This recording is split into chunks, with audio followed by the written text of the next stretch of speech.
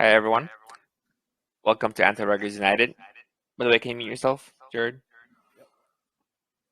Today we have an AMA with 2Lance token, and I would like to start off by having the team introduce themselves, tell us about your background, your history, like what you do in the real world, like what your occupation is, like your career, and also like your crypto experience, and then we'll go from there. Well, I guess I'll start and I'll unmute. Hey guys, my name's Jared. All right, well, I'm 44, I live in Connecticut. Let's see, I've kind of run the gamut as far as careers. I started off post-college as a financial advisor at Morgan Stanley. I did that for quite a few years, and then I had a major shift. Well, I always was fascinated with trading and all that, and I was licensed to do so. But I took a major shift when I was offered the opportunity to play drums in a very successful band at the time when I was very, very young, well, early 20s rather. So I actually left and I went on the road playing in a couple different acts for the better part of 13 years. And I retired from the music business for the most part back in like 2009 when I found out I was going to have a daughter, so I couldn't travel as much. That said, I always had a passion for the restaurant business, and I'd always been in. Can you hold on a second? People are saying it's still hard to hear you. All right, let's see. I'm going to pull this closer. Any better? I can speak up. Yeah. All right. So after my stint at Morgan Stanley for a few years, I went on the road. I was a touring drummer, recording artist, played all over. About 2009, I decided to retire, and from that, just because I had a daughter on the way, and I wasn't going to be able to travel as much, and family first, right? So I ended up getting back into the restaurant business. I was a partner in a restaurant down in Stamford, Connecticut for many years. Post-COVID, or during COVID, I should say, obviously we had to close the restaurants, and I sold my shares. Thought I was getting out of the restaurant business, and then this is kind of where Zach comes into play. I was offered the opportunity to be part of a large restaurant group that currently has 7 restaurants in and around the Westchester, Fairfield County, New York City area. A colleague of mine introduced me to Zach because the group was looking to take on a couple guys to run, a couple of the stores. So we came in on together kind of as a package deal, and we've been working together for just over about 2.5 years now. We run a couple of their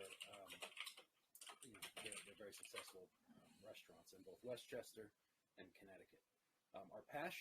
My passion for trading and all that has always been there. Even when I was on the road, I've been always doing some day trading. When we first started working together about 2.5 years ago, we realized not only do we have a passion, for crypto per se, but we also had a passion for history and the mysteries of the universe. So that's kind of where this all started. We started 2Lance it'll be a year next month, so we're just under a year. And now I'll mute so the rest of you can hear Zach. Yeah, hi there. So I'm Zach. I also live in Connecticut. I am 28 years old. Jared and I, like he had mentioned, kind of started working together a little over 2 years ago. We've been running a couple of stores for a major restaurant group in the area ever since. And, they kind of brought us in during the heat of the pandemic.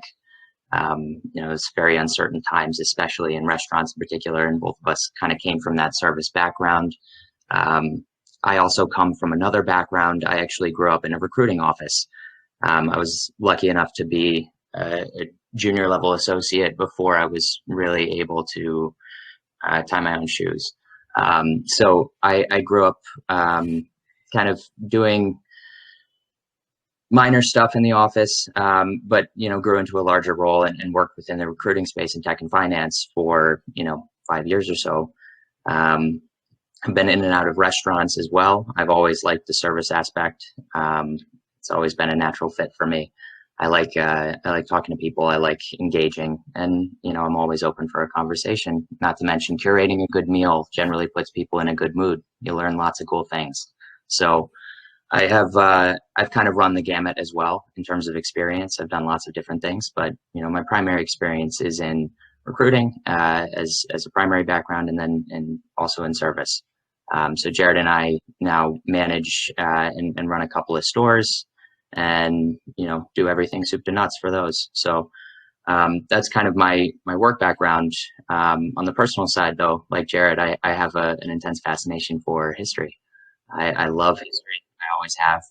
It's been a big part of my life. It's been one of those things that I've always bonded with my father and connected with family over. We have a lot of family history, and that's always been something that has brought me joy. And so that kind of led us to the problem that we're looking to solve with this whole mission. This project is a very high mission project. It's a faith-based project. We believe that we're tapping into something that a lot of people kind of share, a connection of sorts, in that there is a lack of general understanding of history. There is a lot that we don't know, and I think we're all willing to admit that. There is so much that has been lost over the epochs of time. There is just a lack of written documentation past a certain point. And so that's always kind of held quite a bit of mystery and created a massive amount of fascination for us. So that's kind of what we're looking to tap into, and that led us to the problem that we're looking to solve, which is in modern academics in general. But from micro perspective, it's the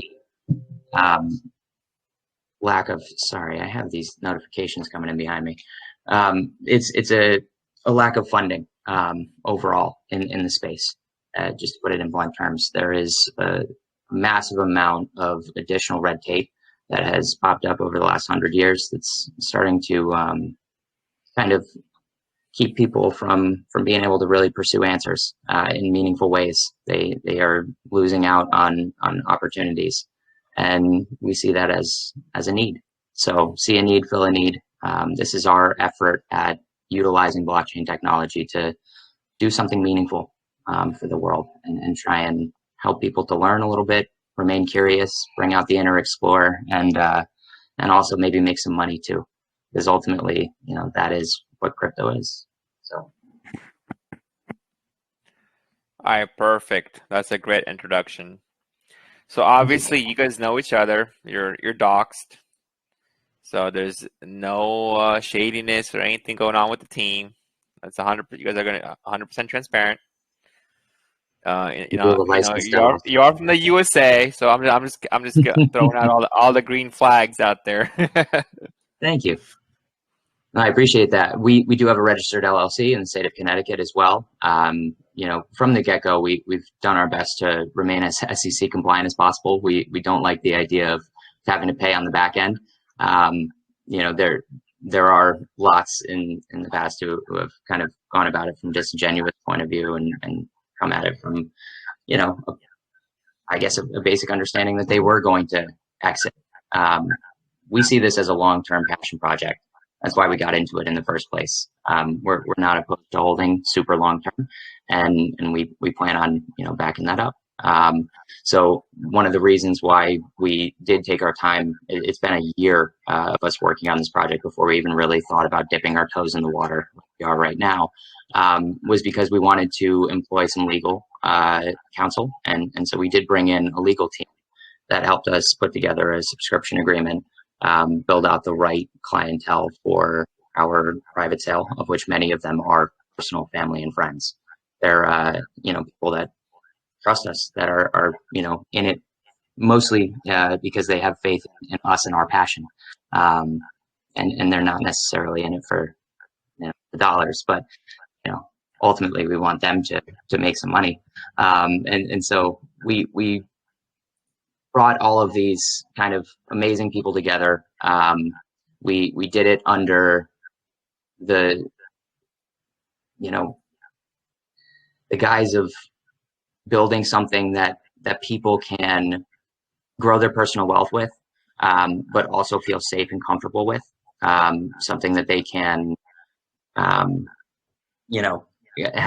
a tangible physical copy of a subscription agreement in their hands, a contract with a LLC, real people, real meaningful things, especially from a legal perspective. I think that was our focus early. And so we have kind of now gotten that down and are ready to move on to the next stage, which is a public sale. And so our public sale we're talking about now, and we're looking to release in late December. So we have a couple of months to kind of get things together and really take some critical feedback into account. You know, that's a big part of what this is right now, is us getting to engage with a community of people that have a lot of experience in the space, that have a lot of really awesome things to say about projects they've seen, what has been successful, what hasn't been successful. We want to listen, we want to learn, we want to grow together. So bringing in the right types of people early is what's going to contribute to the greatest organic growth.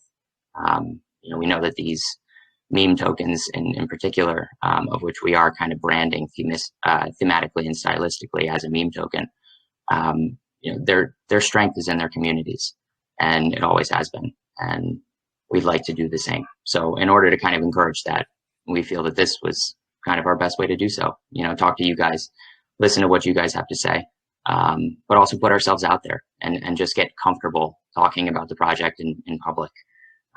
We talk about it incessantly behind the scenes, you know, dominated lives for a year, but it is a different thing entirely to get out in front of, you know, a whole bunch of people.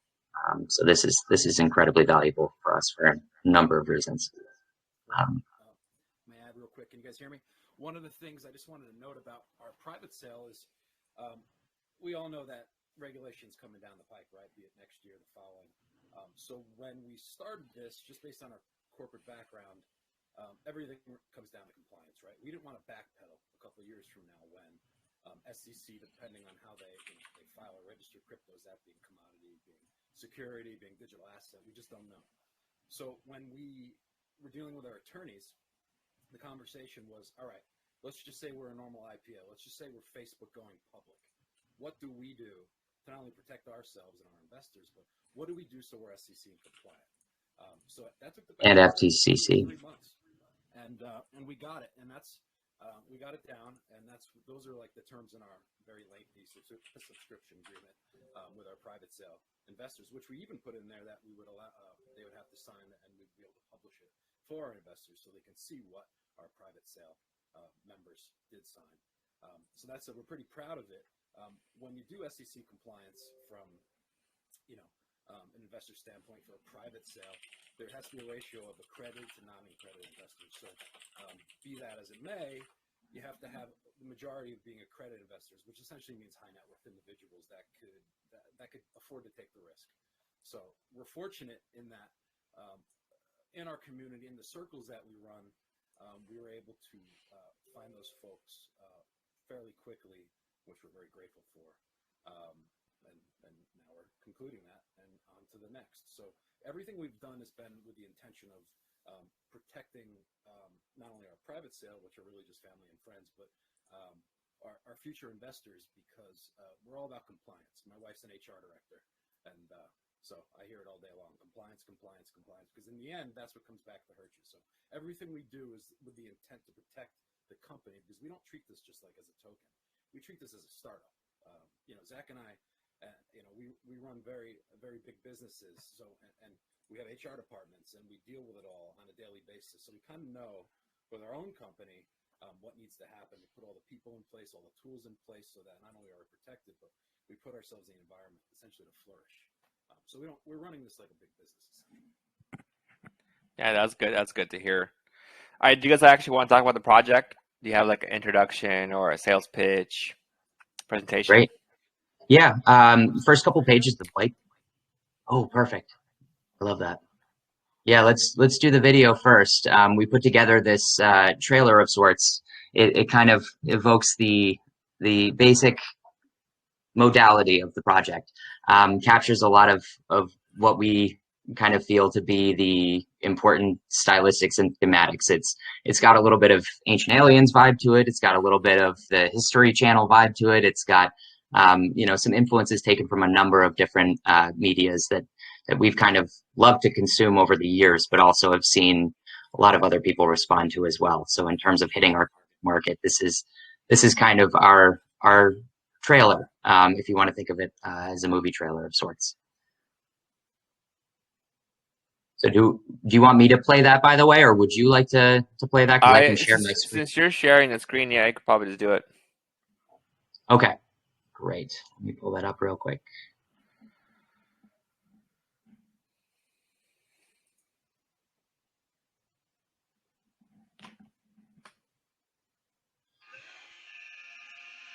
Okay, turn that back.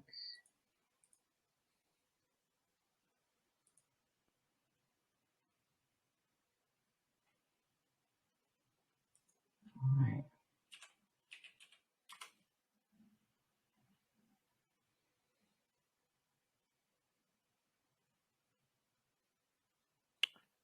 Yeah, we see it. Yep. I am just pulling that up real quick. There we go.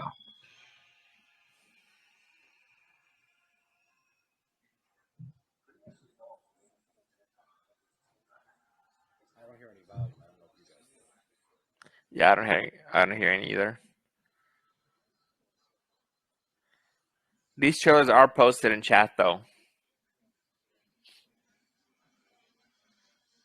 Yeah, and guys, for whatever reason, the volume's not working. Hey, Zach, the volume is not working, but these are all available on our website. No volume, Zach.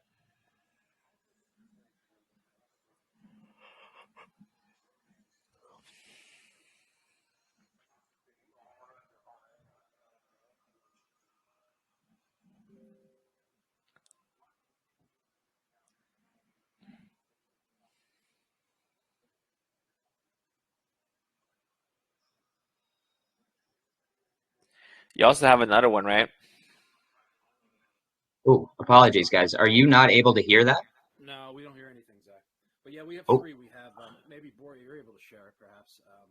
Yeah, we have. This is our official trailer. We have our video game trailer, and we also have our Everdeen initiative, which is like our foundation. We have that trailer as well. Oh, yeah, let me see if I could download this. See if I could share it.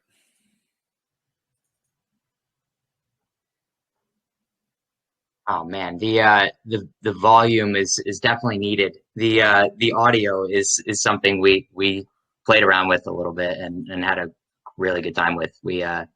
I'll let it kind of speak for itself actually, but yeah, the sound is very important in that video. It's Your own got some. sound director with who you work with? Oh, sorry, go ahead. Business, I'm fortunate myself and an old a buddy of mine who's he does movie trailers. We both composed it together. So all the cinematic parts are done by you, right? Sorry? Asking if all the cinematic parts are done by you. Yeah, well, the music was done by us, and then obviously we worked with people to actually create the video. Yeah, so we had hired a CGI expert, somebody who was, much more versed in that than we were to do a lot of the CGI. But we actually, our game developer, his name is Glenn, he's out of Spain. He actually put together the final cut and added in some additional graphics. We did the audio separate as well. We had a contractor that we hired to do the voiceover, but the composition was done entirely by Jared and one of his close personal friends who works on a lot of movie trailers, actually. You've probably seen I have a question. many of the...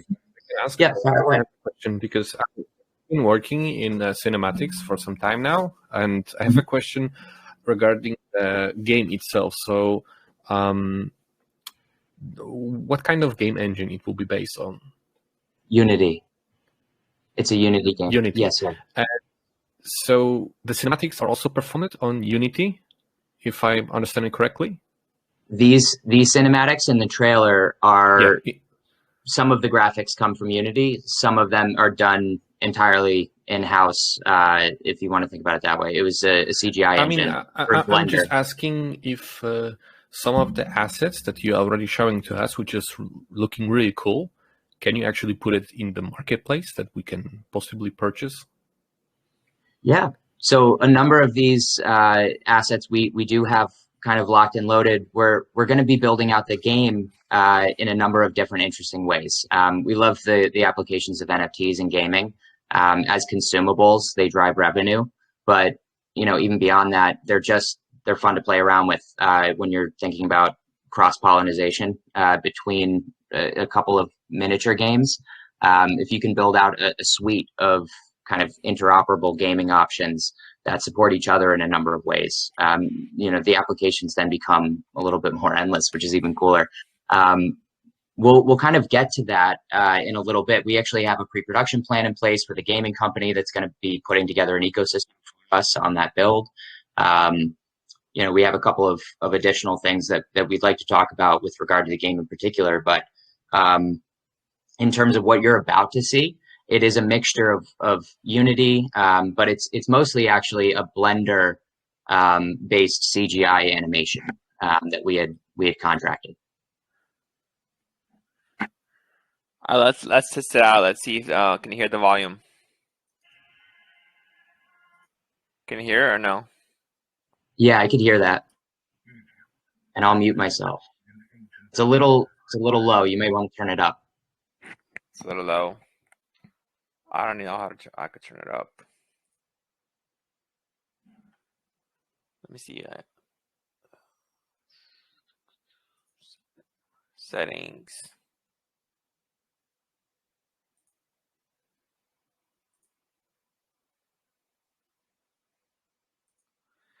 Maybe someone else could share because I think because I'm using a headset, so that's why you probably can't hear the volume that well. Yeah, I wonder if I try and share it again, but mute myself on Telegram. I'm sure that was actually the issue last time. I just forgot to mute myself. Okay. Let me quick second. Let me pull that back up. Yeah, we could try it again, and if not, people can clearly see it. Yeah, they can still go on there. Yeah. Yeah, they can go on and watch it on our website. So we keep going, and people's time is valuable. That is much louder. There we go. Let's do.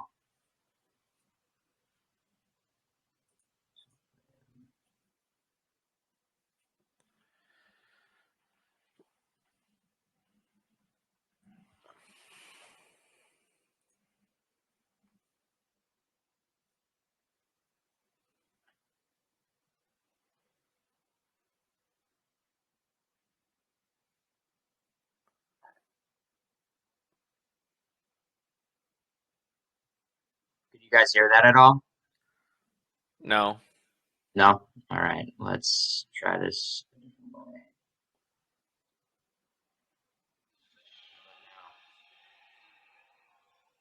Still nothing? No, yeah, I can't hear it. It's fine.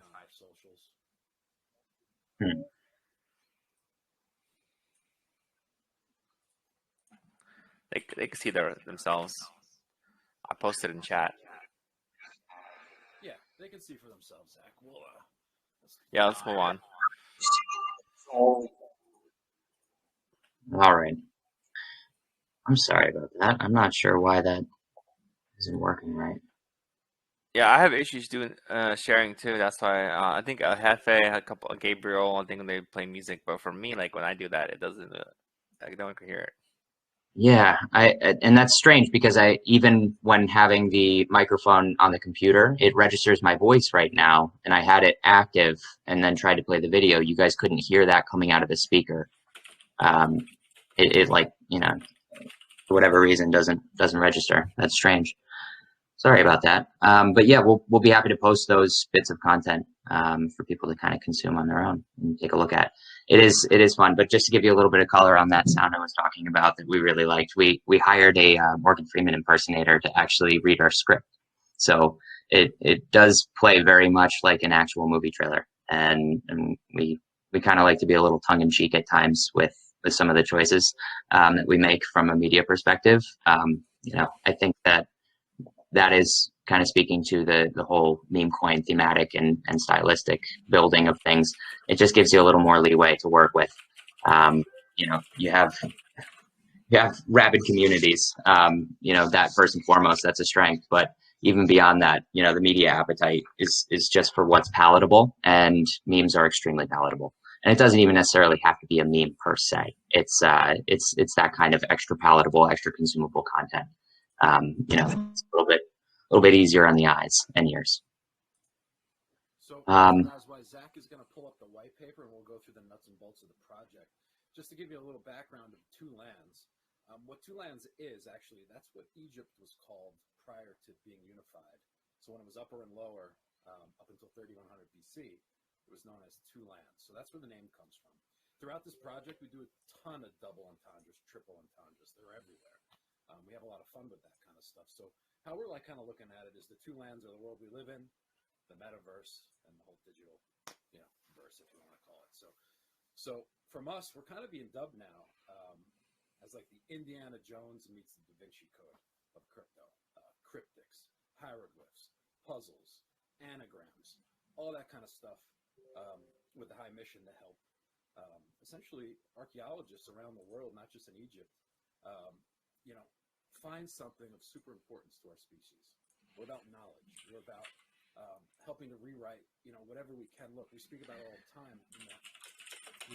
Human beings have been on this planet for 200,000-300,000 years, yet we know 6%, if that, of our history that's been written. So everything's been lost or forgotten. History's, written, mostly by the winners. So it's all this combination of what's happening over the, last couple, 3, 4, 5,000 years since we've been documenting this stuff. We find a real need to get out there and help these folks that are really trying to help rewrite our story as a species. So it's a high mission project. We're going to go about it from many different verticals. How we get there, we're going to have lots of different arms to this ecosystem. We're excited to share it with you. The game is just one small part of this ecosystem. We're not a gaming token, but it would be imprudent to say that we don't recognize the importance of games and NFTs and all that kind of stuff. So we're going to tap into a lot of different sectors within the Two Lands ecosystem, even so much as to say that we actually have a second token already created called Pharaoh that Zach will talk about when we get there on the white paper. So we got a lot of things going on, and we're excited. We have a bunch of strategic partnerships lined up, or at least in the works that are being spoken about, and we're just excited to kind of bring to you what we've been working on so passionately for the last year. Jack, you want to go ahead and maybe bring that white paper up? Yeah, absolutely. I'm going to share the screen right now. So we've got our white paper right here. I had pulled up the We Are Who We Are page. This is kind of what Jared was talking about with regard to where we came from, the inception of Two Lands name. The convention itself kind of came from the understanding that Egypt had been split into an upper and a lower and was united around 3100 BC. That's kind of where that name came from. But even beyond that, we believe that our mission truly is to follow in the footsteps of those who have sought these answers in the past. So one of the greatest stories we've ever all wished to know the beginning to, and we're hoping to be a part of and contribute to, is that which is our history. It's our origin. I think that holds an immense amount of value to people, knowing where and whence you came from.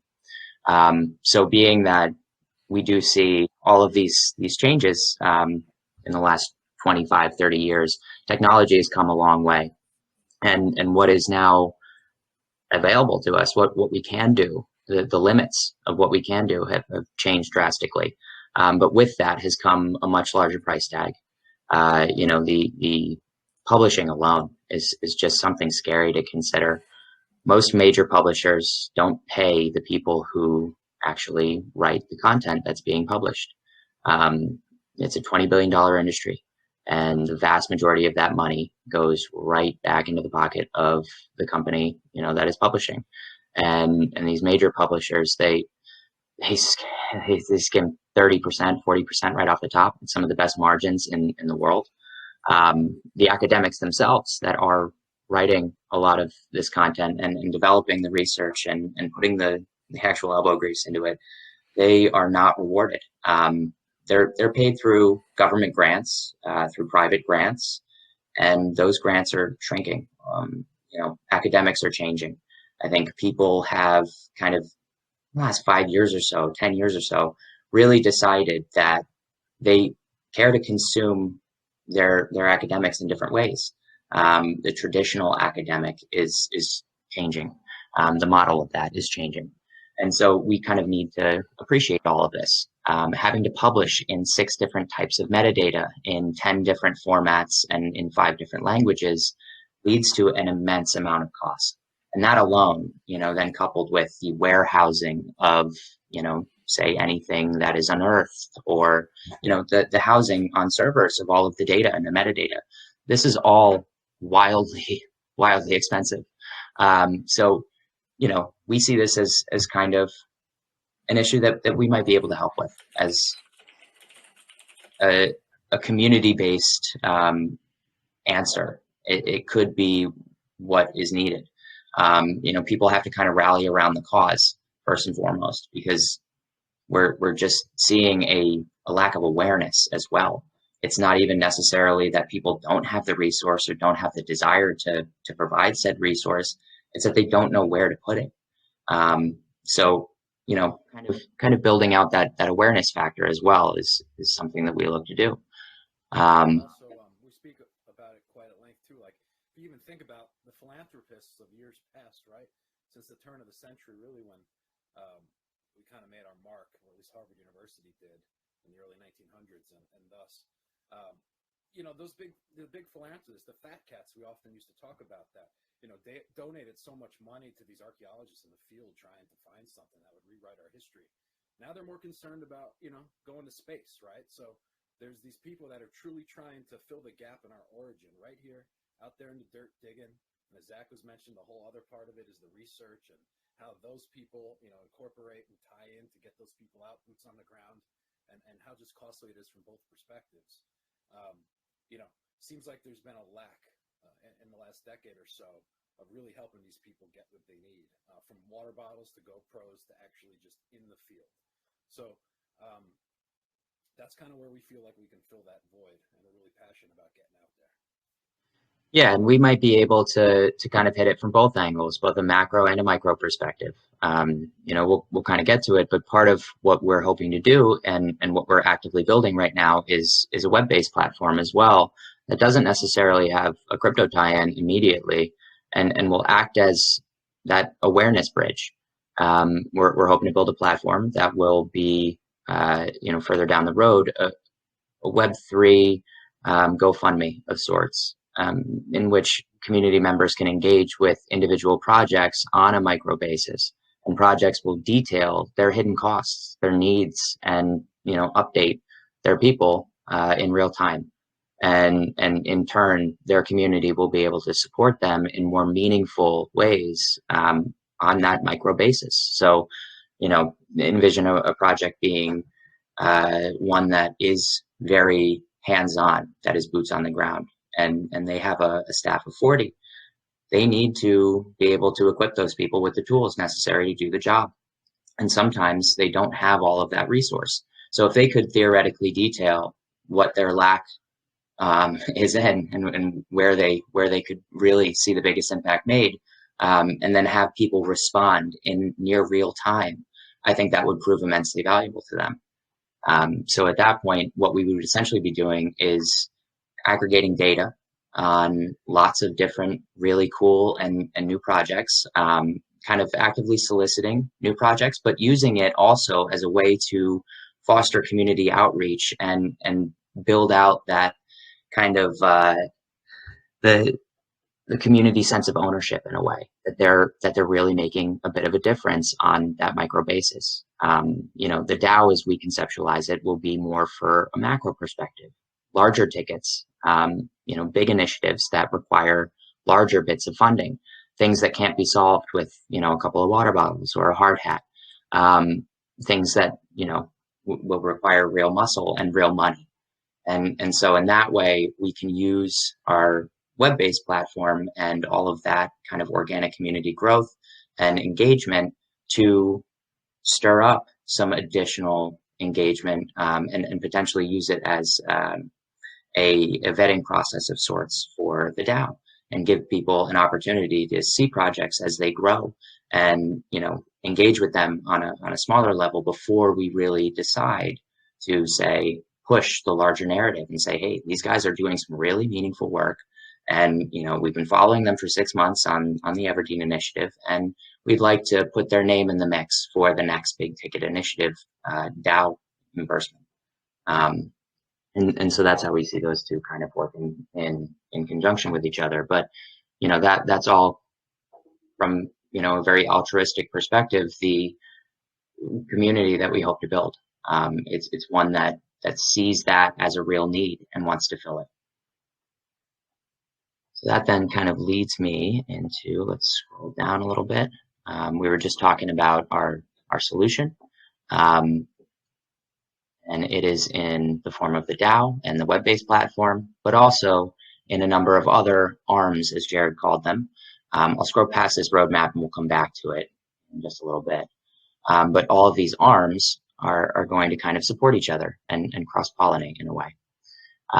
We'll start by talking about the first of the real assets. This is what you guys would be buying into in the public sale. This is our Two Lands token, TLT. It's our governance. It is what would be the vote giver. This is our governance token for the DAO that will interact with the DAO.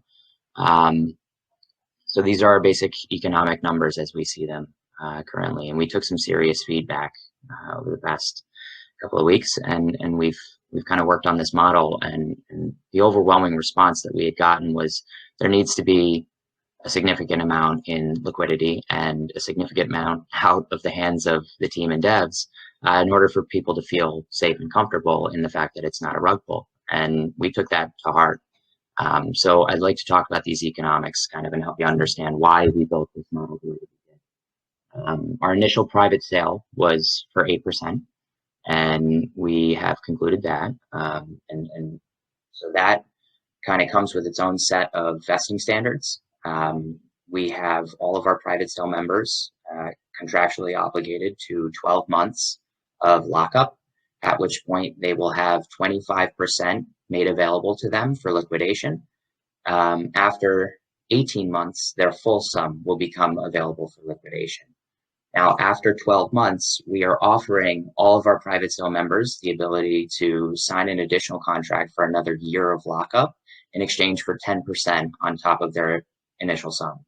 And that 10% would come out of the ecosystem number at 7.2% that you see up there in the top left. So that ecosystem number, 7.2%, is essentially our project's fund of sorts to kind of build out the ecosystem and give people incentive to stick around, hold, as well as build out our team, our future developers, our future leaders, and our future community members, even, those who engage on the early side will be rewarded. And we wanted to keep a certain amount of the total supply in escrow for those people who will be adding tons of value. We know we can't do this alone, so we want to be able to reward those people. So the private sale, like I was saying, is a vesting structure that will allow for a staggered liquidation of that 8% over the span of 12 months or so. So after 12 months, and then for the following 12 months, you'll see a fair amount of that, potentially liquidated, or at least the potential for it. We're hoping that we built in additional incentives that will keep people holding for much longer. But if you do, kind of consider the fact and the possibility that everybody could liquidate, at a certain time, it would be 25% of that private sale at 12 months maximum, and then at maximum the additional, 75% of that private sale after 18 months. So that's a certain runway, a certain amount of time that we feel comfortable with. That said, public sale, we're doing 20%. And we wanted to make a large portion of this available for public sale. We know that we do need to raise a fair amount of money as well, and we'd like to offer a significant amount of liquidity to the market right out of the gate in the effort to not get swallowed, first and foremost, and provide stability, but also offer, at least the way it has been written here is 43% in circulating supply. With the plan to burn 29.8%, which would be about 73% overall out of the hands of the dev team. And so in that way, we'd like to think that provides a certain amount of stability, but also, gives people peace of mind that we can't tank this thing. So to touch on the burn as well, because I know a follow-up question immediately would be, well, how is the burn if it's not burned currently out of your hands? And initially we had conceptualized it as manual burns, but we're writing smart contracts to execute those burns. And there are a couple of different kinds of scheduled burns within this economic model that we will also get to. It's the next page down. So I'll start to scroll just a little bit. The team 10% kind of speaks for itself, by the way. Jared and I have a portion. We have our primary Solidity coder as our other third member of the team. His name is Assad. He is the one who wrote our smart contracts and our source code tokens. So he has written the governance token source code, and he wrote our Pharaoh source code as well. He's been an invaluable asset, and the three of us represent that team 10%, of which our team liquidity will be locked for bare minimum 18 months. We're actually in the process of deciding whether or not we want to do it for longer. I believe in this project long term, so it is more than likely that I lock my percentage points up for far longer, but that is a discussion point for a different time.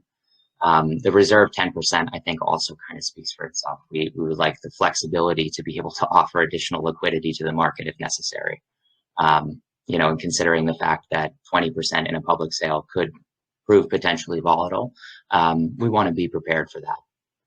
So to scroll down, I'll start talking about some of the rebase functions that we built into our governance token. It is a traditional governance layer 1, but we have built in a couple of transactional taxes that will be what we hope to be deflationary effect, as well as a holder effect of sorts. So the static reflection being redistributed to all DLT holders will allow people to see their token balances grow over time with each successive transaction. That's always a very nice thing. Psychologically speaking, that is a very nice thing for us, and nice for our holders as well. So the 1.1983% burn will be exactly what it says it is, a straight up burn to a dead wallet, removing it from circulating supply and total supply forever, creating an overall deflationary effect over time, albeit a relatively slow one through this rebase function. And kind of after I get down to the bottom of this, you'll understand why we kept it low on the actual governance itself. There are a couple of other mechanisms by which we create further deflationary effect. So that leads me directly into the burn mechanisms themselves. We have a number of them. The initial burn of 5.55% after the successful conclusion of the public sale will be the first major burn. But we do have a number of types of burns, and we want to do a holder burn that is tied to the number of individual wallet addresses acting as holders of the project. It'll be a benchmark-based burn. So I actually have to change the wording on this. It's not a manual burn. It is a smart contract executed burn that is initiated once certain benchmarks are reached.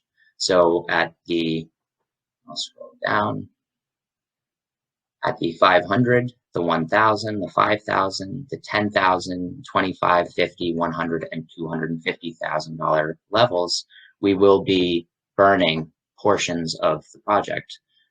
We see this as an opportunity to market the heck out of them. We have, lots of benchmarks, in a number of different ways, but this is kind of the big one that people can kind of look to as the project scales and grows. More and more of it will burn, and people can kind of think about it from the perspective of, if I get in and hold for longer, I can take advantage of this scarcity. And what I buy now, when there is, say, 94.5% in circulation or in total supply still available, is going to represent a larger market share, when there is, say, 70% of the project still left. And so over time, we will be burning 23.77% through these holder burns. And each of these burns will be executed just once. We do recognize that there is a possibility that, say, we hit 10,000 holders and then a couple of people sell off and then we hit 10,000 again. It will not execute twice. It is once per benchmark. So the second of the major burns is a sacrificial burn. And that is another burn that will be tied specifically to a date, but also to certain conditions so that we can have them execute by a smart contract. So this one is static. All of these are the full moons over the Giza Plateau, and at the zenith of each full moon over that Giza Plateau, we will be burning 5 billion TLT, 0.5% of the total supply. So that will occur 12 times throughout the course of the first year, once per month, one full moon per month, and will in total account for 6% burn of the total supply. In that way, we also stagger a little bit of this deflationary effect, and it's not one big burn all at once. And we can also market the heck out of these too. And one of the things that Jared's done is put together a really cool set of NFTs for each of these moons. And so we'd like to market these as community building events, as stargazing events of sorts. We look to the stars and think of the mysteries and the origins of the universe. And so we wanted to kind of incorporate that into our community. And we felt like we could do that through a burn mechanism. So that's kind of the product of this, or this is the product of that, excuse me. Speaking of those NFTs, let me share one more bit of content here. I have all those NFTs are finished, and we're really proud of them. We love them. We actually have a few different collections already done. But for those, I had a lot of fun with actually working with an artist to create some really unique almost landscape of the various different moons in Egypt, in ancient Egypt. So that's, for instance, the Buck Moon, which will take place. This is the Buck Moon right here. Yeah, so we commissioned a digital artist. We did a number with these double exposures, but a couple of hidden gems in there as well. A little bit of that cryptic kind of vibe coming through, we hope. And we would like for people to eventually kind of study these. There are some things hidden in them, and they will kind of add to further marketing. We don't want to tease too much, but we do have a number of additional marketing assets kind of put together and locked and loaded that we would kind of be able to tease people with over time and then allude to, further down the line, so to speak. Kind of back to what we spoke about is, as we're being dubbed the Indiana Jones meets Da Vinci Code, start to think about what those have in common, and that'll give you a better idea maybe of where we're hoping to go. And also keep your eyes peeled. There's little Easter eggs throughout literally everything we do, and that's about all I'll speak on it. But let the search begin. All right, and you guys, are you going to talk about the game next? Yeah, I was going to scroll down and talk about the game next. We can talk about the DAO as well, or the Pharaoh token. This is our second proprietary token that we're going to be releasing. We see it as a utility token. Most of the utility coming from the game right out of the gate. There are plans to incorporate it into a couple of additional avenues, but primarily used and the use case primarily coming from the game. And so I'd be happy to talk about the Pharaoh token first. Give you guys a little bit of color on some of this and how we're kind of tentatively thinking about structuring the sale of and implementation of this token. I don't want to go into too much detail. A number of these token dynamics and burns and reflections, buybacks, all of these types of things are somewhat proprietary, and I would have to, I know I just gave you a quick view of that, but I have to talk to our developer, our third partner, before we start releasing details, specific details about Pharaoh token. I can give you some color on a few of the basic functions. It will be in direct support of the governance, and there is a couple of strategic rebase functionalities built into it that will allow it to directly support our governance and add to a deflationary effect for that governance token, while at the same time providing holders of it with additional incentives to hold Pharaoh token. It has, utility in the game, but it also has a couple of interesting static reflections and burns. So we'll touch on those in future AMAs for sure. But as far as the game goes, I would love to talk about some of what we're thinking on that front by first showing you guys the trailer. I'm not sure if you can hear it when I play it, but that sound is definitely a little less important. You guys can get a feel for what the gameplay actually looks like. It seems like somebody in this chat was asking earlier about, graphics and what engine was being used. Feel free to take a look at this. This will give you a good understanding of what the gameplay is actually going to look like. The first game that we've developed the alpha for is an endless runner. So we took a lot of influence from the temple runs and the relic runs of the world. They're super addicting games, but we kind of paired it with the stylistic and thematic influence of our project.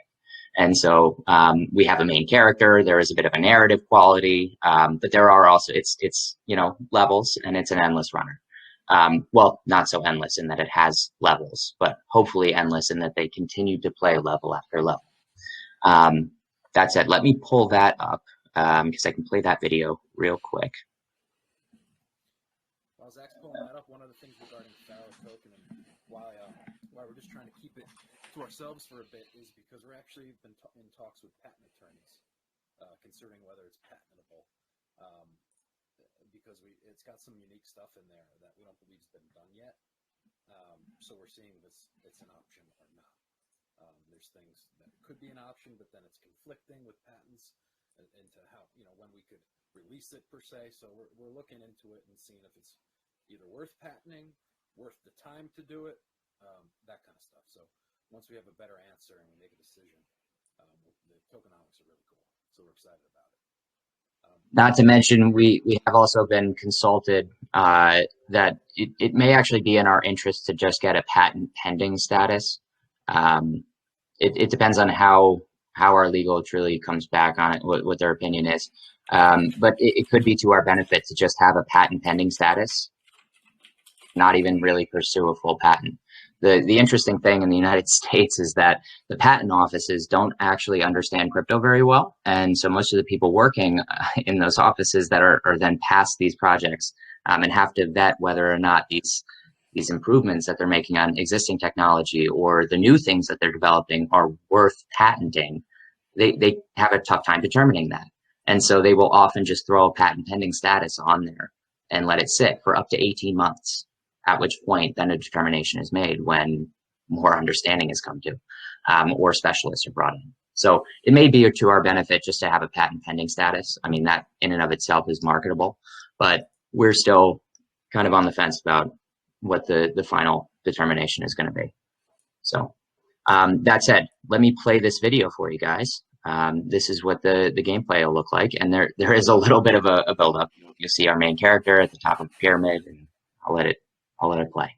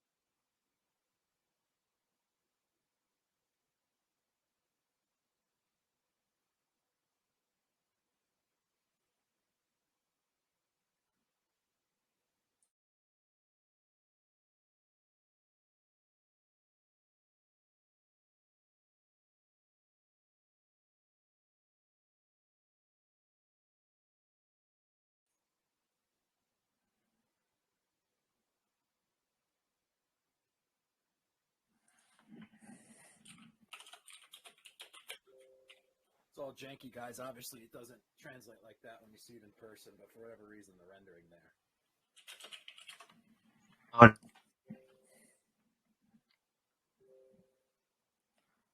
Yeah, it was kind of like it's hard Yeah, on Telegram. It's very laggy.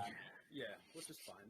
People could see it for themselves on all our socials, or yours for that matter. All right, so when will this game be released? This game is going to be released in lockstep with the Pharaoh token about 4 months down the road. So we have a pre-production plan in place with Robot Sea Monster. They're the guys who put together the Axie Infinity ecosystem. They're going to be helping us build out the conceptual model for a couple of additional games that we'll be able to use interoperably with this one. In the sense that, we may develop a bubble breaker next, where you break a bubble, it drops an NFT that incorporates or it has a skin that you can incorporate into the other game, to upgrade your character in some way. So cross-pollination between the games create a means by which people can kind of try to, use multiple games to, or leverage multiple games into success in one of them or multiple. So that pre-production plan itself it's going to take about a month to a month and a half to actually build out is what they've kind of told us. They do have a new suite of options as far as the build out goes. They can link crypto. They can, create entire gaming ecosystems themselves in 2 to 3 months. So the general timeline that we've been given is 4 to 5 months. And that's kind of the timeline that we're working with right now. So post public launch actually is when that timeline really starts. We do need to take in the money first. I mean, first and foremost, we want to be able to pay the right people to build the right things for us. And in the gaming space, it costs a fair amount of money. So we were lucky to get in touch with the director of growth over there. His name is Wes Harris. He's a very nice guy. And they've been patient with us. So they've been building out functionality within their stack. They've kind of added a number of additional options since we started talking to them. And it's cut the timeline down, which is really cool. But we're looking at probably 4 to 6 months to be realistic post public sale launch. And that will be released in lockstep with the Pharaoh token. It will be a token of that gaming ecosystem. So they kind of have to come in hand. To add to that, also being thoughtful that it doesn't conflict or confuse with our TLT token. So we want to make sure that that's established enough before we then, release another one into the universe that just confuses people. So we're hoping 4 to 6 months, everything will be good and we can release it as planned. But we'll be diligent and strategic about that as well. We also want to take a lot of critical feedback from the community. I mean, we'll start putting out more and more content and we'll take more and more feedback. A lot of this is in build and a lot of what people are going to be buying into is our faith-based mission. It is a community that should be driven by individuals that are really engaged in the passion of the thing. And so, from a gaming perspective, I know a lot of those people who are in it for the high mission are not going to see the value of gaming quite as much as we would like. And so, we want to try and take the time to incorporate the right community members and their feedback and really take the time to engage with people before we lock it in. That is kind of the focus in general is letting our community determine a lot of the direction. We have a greater mission, a greater purpose in a way. We want that to be the context in which we build everything. And we're putting together the basic building blocks and giving the community the tools that they can then leverage in a way. We want to be some of those tools that they can leverage in a lot of ways. And that's part of why we are happy to be transparent, doxed, open, honest, tell you exactly where we're at on these things, tell you exactly what it costs. If we can, at least, sometimes we sign NDAs, sometimes we have contracts that we're not able to disclose, but there are many things that we just care to be as open and honest about as possible, and that's certainly one of them. So timing is kind of everything, but it is contingent upon a lot of other things too, a lot of variables in play here, and our community is a big one. So as to how it grows and how quickly it grows, that will remain kind of in part up to you guys, but also up to the macro picture, a lot of variables that are beyond our control. And so we're willing to accept the fact that it's not always going to go exactly to plan. It actually can. Murphy's Law. If something can go wrong, it will go wrong. Or if it can happen, it will happen. We operate under that pretense a lot of the time. Thank you. Let's move on to more questions. All right, so the first token is mainly a DAO, right? That's the main purpose of the token, is the DAO. And you're going to have the game. The game is going to have some revenue going back to the token owners. There's going to be some revenue sharing. I see you also had the private sale. That's been completed, right? The 8% private sale. Can you tell us how much was raised? And we also want to know for the public sale, what do you think of the hard cap and what the price difference will be between private sale, public sale? Yeah, absolutely. So to give a little color on that, we sold the private sale at 5 zeros and a 1. We took in $80,000 for 8% of the project. We will be bumping that significantly for the public sale, being that we believe we need a couple 100,000, if not more than that, in initial liquidity. We use that as kind of the basis by which we determined how much to offer and for how much. We also wanted to give our private sale members a certain amount of peace of mind, contingent upon a slow moving project. If there is a dip post public sale launch, what does that look like for our private sale members? They represent a big portion as well. They also represent a certain amount of volatility. They also are family, friends, and people we truly care about as well. It's not just a bunch of random people that we've been taking money from. So we'll be releasing public sale at 6 times that price. So 5 zeros and a 6. We're looking to set a hard cap around $1.2 to $1.5 million. We're setting a soft cap at around $750,000.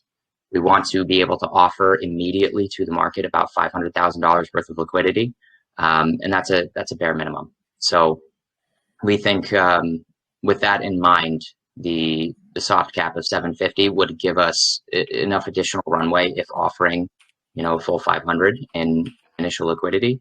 It would give us enough runway to build out what it is we're hoping to do. And the pre-production plan, we know the pricing of the actual build of the gaming ecosystem. We know the rough general pricing of our marketing. We're pretty well aware of what the cost is going to be, and we generally do go with more of a guerrilla kind of organic growth model. To look to maximize and optimize our dollars.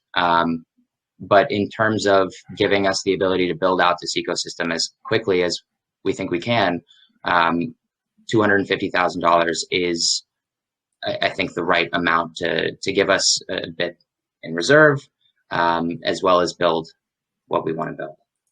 All right, so basically 750,000 will be like the soft cap, and 500,000 will go to liquidity. The other 250K will go to you guys for marketing, development, all that. Yep. And we're still months out, right? So this is going to be happening in somewhere towards the end of the year.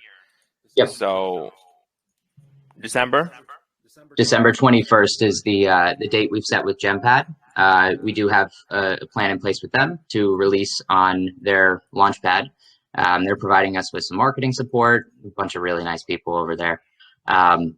So that date was actually chosen. Jared looked into when the winter solstice was going to be, and we figured that was, first and foremost, something we can kind of point to in terms of marketing, but also just, very much in keeping with our brand and our identity. So we've set that date as our official public sale launch on GemPad, and we'll be doing quite a few AMAs and a number of, minor marketing campaigns, as well as a couple major ones over the next couple of months. So it gives us some time to get that marketing done properly, and get people listening, get people's feedback as well, and start to really understand how we want to present ourselves perfectly within the context of this, and allow other people to potentially engage and add value.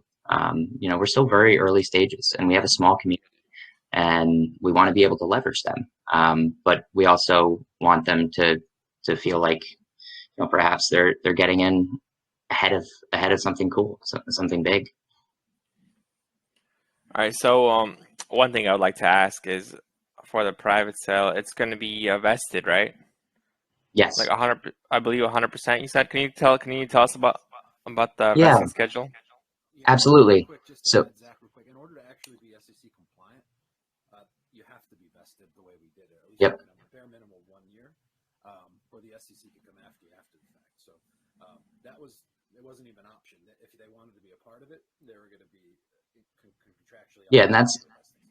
that's in the event that the SEC decides to classify our crypto, because some may be classified differently.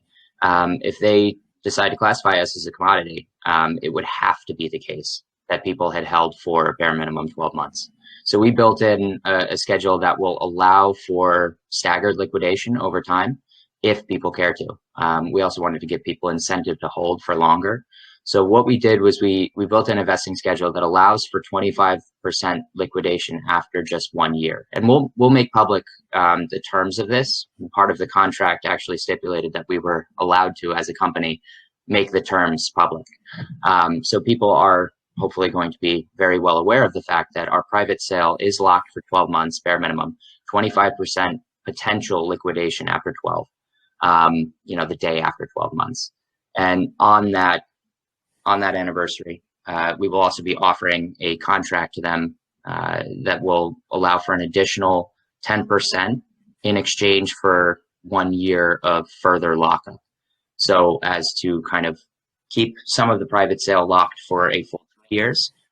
You know, we've had an overwhelmingly good response actually from our private sale investors. Most have already kind of insinuated that that is something that they would be very interested in, and if not outright said, hey, can I even hold for longer? If I do that for 3 years, for 5 years, do I get another 10% and then 10% and then 10%? I was like, no, we're not doing that. We can't do that. But in the you know, effort to kind of stagger liquidation over time, we wanted to have it be the case that some people would hold for a full 24 months. So if another contract is not signed, and if say 25% is liquidated after 12 months, or just that a contract isn't signed, they can liquidate the full 100% after 18 months. So bare minimum, 75% of that private sale is locked for 18 months. Okay. And since this is a DAO, right? And even though the private sale, they're locked, they still have those voting rights. So they basically get 6 times the voting rights per dollar spent or per dollar We have invested. I hear you loud and clear, and I'm glad you brought that up. Actually, we have a cap set on the vote. So in terms of their voting right, it is up to a certain percentage point. No one person can have more than 2% of vote, including ourselves as founders and owners.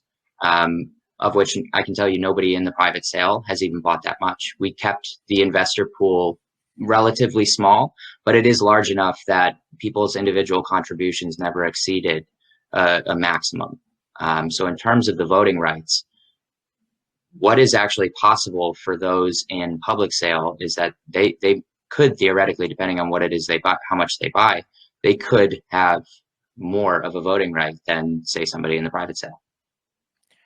What was the maximum for private sale, maximum contribution? And who were the investors? Was it mainly just coworkers, friends and family?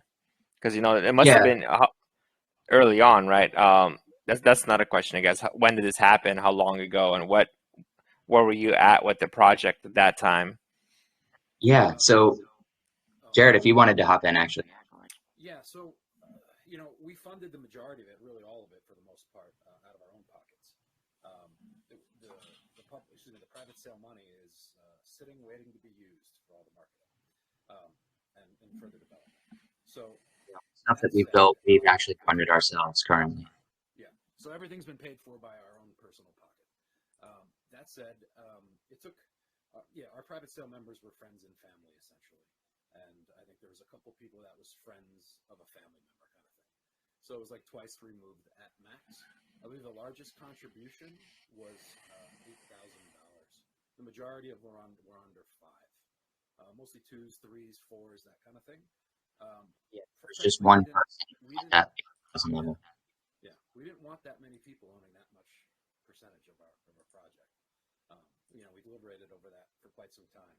So we actually we wanted to spread it out a bit more, where we reached our funding as planned, but actually stagger it where people would own less of our project, just to control the narrative really for after those 18 months expire.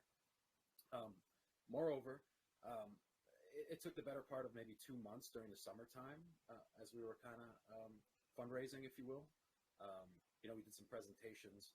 Also, in SEC compliance, we weren't able to solicit through email or any other public forum in regards to advertising our private sale. So there wasn't even an email exchange. So it was really just word of mouth, family and friends, and that's how we did it. We're fortunate being where we are and where we're from, and having access to a lot of people, you know, that are in finance or what have you, various sectors, senior levels, that it wasn't challenging for us, and we actually think we're grateful for it, but we also think that's to our advantage moving forward, because we have resources that we're able to tap into, perhaps where other you know, projects may not have. So, you know, people will take us seriously, or at least we'll get in the room when it comes time to schedule a meeting, and it's on us from there. All right. So, okay, so this is kind of what I'm getting at. Okay, I see you guys have a burn, 30% burn, reserves, ecosystem, team. So my question is, the tokens are going to be locked, team's going to be locked, right? I believe that was 2 years.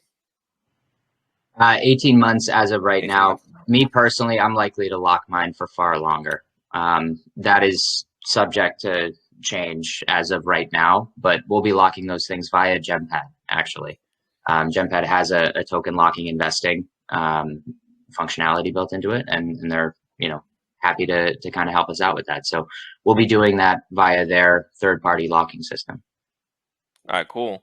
So I guess this is my question where I'm leading to. So normally locks are done, you know, with like GemPad or third-party systems, where when you lock it in, that's it. You can't change it. It's too late. It's in the contract.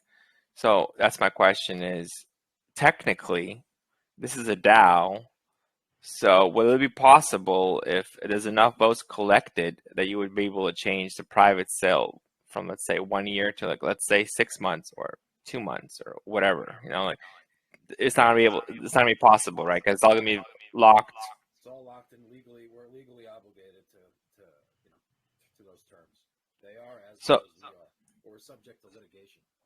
So the DAO will be mostly used for voting on, like, the game, the direction of the project, maybe the taxes, things like that, right?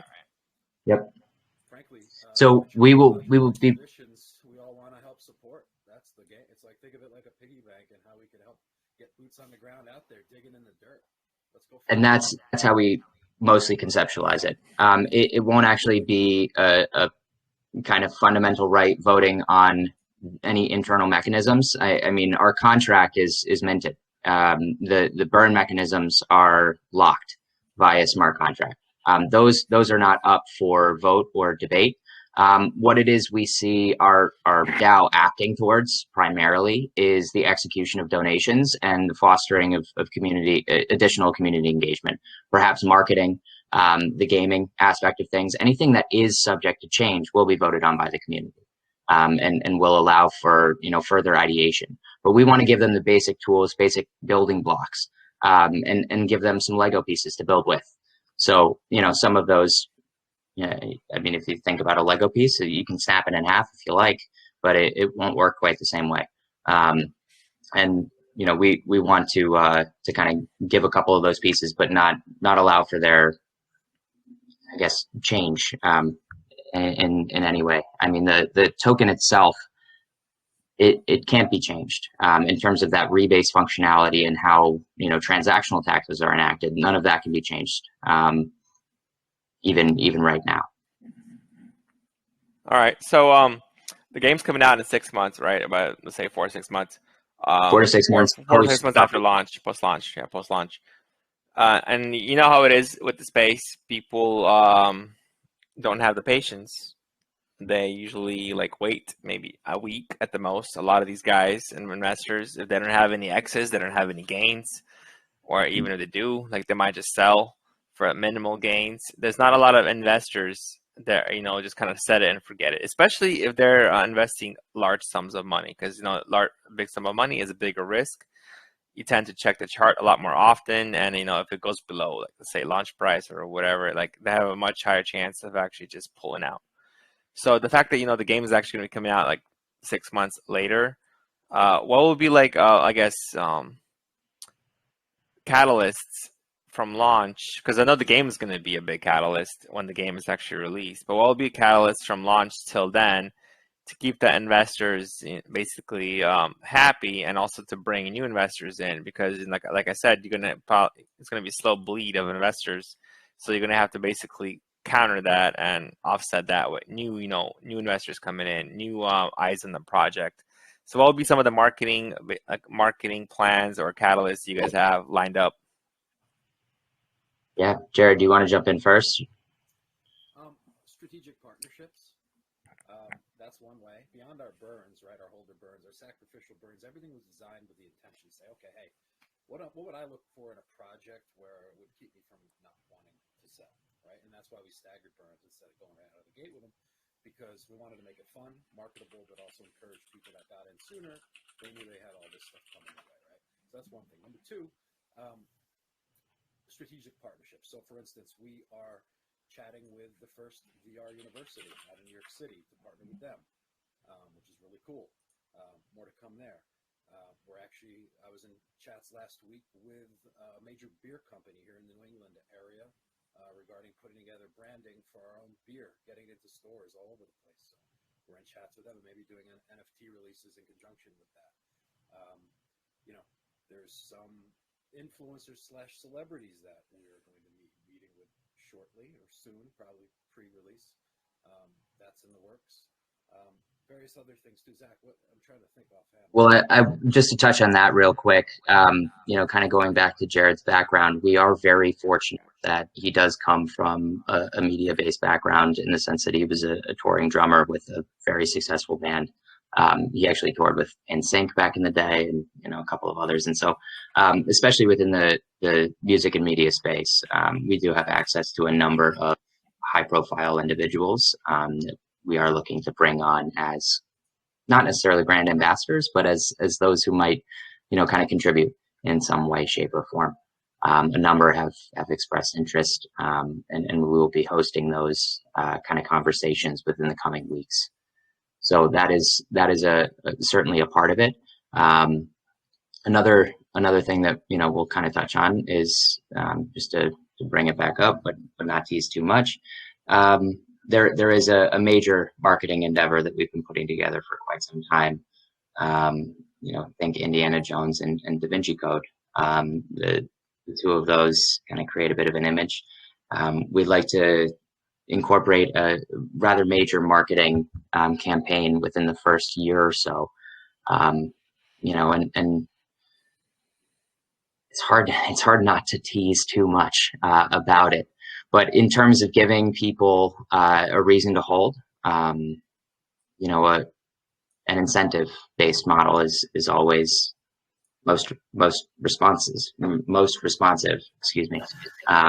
So in terms of giving people an incentive to hold and to engage with the community, but also to attract other investors that might be able to kind of help in some way.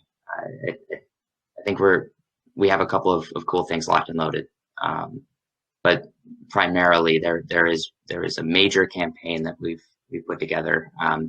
Think cryptics, hieroglyphs, double entendres, all kinds of stuff. So Awesome. Yeah. You also, when you treat something like a big business, you got to look for partnerships, for branding partnerships. It's all about putting the right people in place. That's the key to leadership, anyways. There's no new limitations, but bring in the right people. That said, it's not a one-trick pony, right? We have to create like if I was investing in any regular IPO or any stock for that matter, I want to see revenue streams. I want to see how they make money in order to make me money, right? So that's our focus. Like the game, I go back and I say it all the time, we are not a gaming token, but we'd be foolish not to recognize that plenty of people are, right? NFTs, we'll have a million different versions of them, but again, we're not primarily an NFT token, right? We're a high mission project that's going to have one arm doing this, one arm doing this, one DAO. The Everdean Initiative, which is essentially our own foundation, if you will. It all kind of, you know, the parts to the whole, if you will. So we're going to be really kind of going after various partnerships strategically to try and, you know, raise awareness outside of the crypto. And we'll be doing giveaways. We'll be doing, you know, some airdrops. We'll be running some campaigns, you know, that give back to the community. We want to kind of incorporate a number of these NFTs that we've developed. We have a couple of different collections. You know, one of them is kind of pixel artish. Another one is more digital and graphic beauty. It's a Pharaoh collection of sorts. We're going to do an NFT collection for the founders. You know, Jared and I are going to hop on a founders collection. And we have the sacrificial burns, all of those represented in NFTs as well. So each of those collections will be kind of strategically released, and aspects of it and parts of it will be given away to the community and given back. So in that way, we'll kind of be able to push social medias. We'll be able to, you know, get our brand out there and our name out there as well, and just continue to try and build the community as organically as possible. We want to attract the right investors. We know that there are going to be people that get into it for a quick dollar, but to be candid, we don't really want, you know, people to come in and buy $50,000 just so they can flip it for 50,000 and 500. Like, you know, I don't necessarily love those types of investors. And so I know that we'll attract some of them. I know that there will be, you know, plenty of movement in that regard, but if we can, you know, try and hit a different kind of a target market, incentivize different types of people to get into this, then I think it will be to our benefit. And so that's where our focus is going to be. It's on attracting that class of individual, not necessarily the big whales that are going to come in and buy $50,000 worth because they want to flip it. You know, there's plenty of room for that already. We're also looking into, we're going to have something called the Two Lands Bazaar, which is our merch market. We're going to look into e-commerce and building out that arm of, you know, our ecosystem. So yeah, we got a lot we want to do. Right now we're putting the pieces together. Focus on the marketing because I'm pretty proud of it. And I say it all the time for people that are, you know, I know it's a little ways away before we launch in the end of December, but that gives us time to kind of earn your trust. You know, I encourage you to join our community, kind of see what we're up to on the daily basis, and you know, we're going to earn your trust. I promise you. Give us time. Zach and I, you know, we're pretty proud of what we've accomplished together in the last 2.5 years with someone else's business. So I can't wait to share with you what we're going to do with our own. All right, perfect. All right, I think we could start asking some community questions here. So first one is actually fairly long. Let me go find it right here. Okay. So here's the question. So I'm going to read this. So this is what they said. My question is based on the token in terms of security. Can you highlight the advantages of the token based on cryptographic system? I don't know. So I want to know, can the demand of the token increase, and how will these tokens be used in the ecosystem, since we have seen some projects that create tokens that have no use in the ecosystem, and therefore that token is based on a circular economy because it has value only in the project, and of course it will increase or decrease depending on the entry, blah, blah, blah. It's a super long question. No. So I think what he's kind of touching on is we've built out a utility token, and that has, you know, utility within the gaming ecosystem on a more micro level. But the governance token and how it relates with the DAO is not necessarily enough of a use case to, you know, give people incentive to hold long term. So how else will the governance token be utilized in terms of giving people incentive to buy it. Like, what is the real value beyond being a part of the DAO and a part of the large? Part of that is going back to the answer. Really, is going back to what Jared was talking about with strategic relationships and partnerships. But also, in terms of our Two Lands, merch, our NFTs, any future product that we put out, you will, likely be able to transact with our governance token. So in terms of what our brand, adds in value, that's part of it. But then the brand partnerships outside of Two Lands ecosystem are what's really important for driving that value. What Jared kind of touched on earlier with regard to the VR university, we are in talks, about potentially working on a class at that university, or even, doing scholarships of some kind. So a subsidization of educational resource for our community members, and the integration of Two Lands token in that whole process would add value as well. So that's part of the reason why we're looking to build out those brand partnerships and kind of incorporate a number of existing entities that will add value to our own ecosystem. We know that we can't add enough of the value ourselves right out of the gate, so we have to kind of, come at it from a couple of different perspectives, that being one of them. All right, thank you. All right, here's another question. I think this one's actually pretty good because this is along the lines of my thinking too. But of course, you guys are launching in a couple months, so who knows what's going to be going on in there. But this is the question.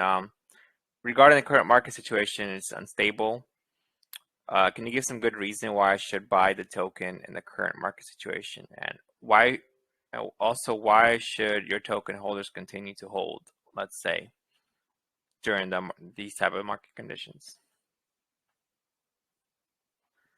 I guess what they're trying to say is, like, the market is not that great right now. There's not a lot of money going around, not a lot of aping, not a lot of FOMO.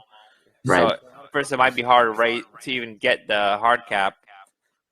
But also, this is we're talking 3-4 months from now, so things might change. But it's kind of like, assuming you guys launch now, it's like, how would you convince investors to buy into this, especially since it's hard to pump a project or get it above ground, because we've seen all these code tokens launching where they all immediately just dip, and the devs don't have money to pump them back up, or the investors don't have money, or basically people panic and just like sell off for a loss as soon as they're below the launch price, as an example.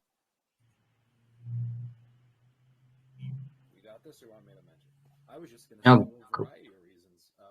Right, we don't know what the market's going to happen. I imagine to our advantage around the holidays, hopefully some people are in spending moods, being the week before Christmas. And I think this general sentiment, typically in January, is a good thing. New year, new rebirth, winter solstice, all that kind of fun stuff. I think, when inflation starts to subside and the news media, and frankly, as long as the Fed keeps raising, the basis points and the rates, we're not going to see anything get better anytime soon.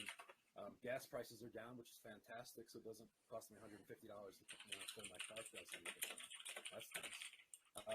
But I think, generally, let's face it, it's the crypto market's moving in tandem with the regular equity markets now, right? Because of Bitcoin and Ethereum, they follow the trends. So when the regular equity is up, crypto goes up, and vice versa to a certain extent. And I think you're going to start to see a lot of you'll see movement in that direction. But I think as the fear beyond the recession and the housing rates and all that stuff, I believe crypto long term is the future.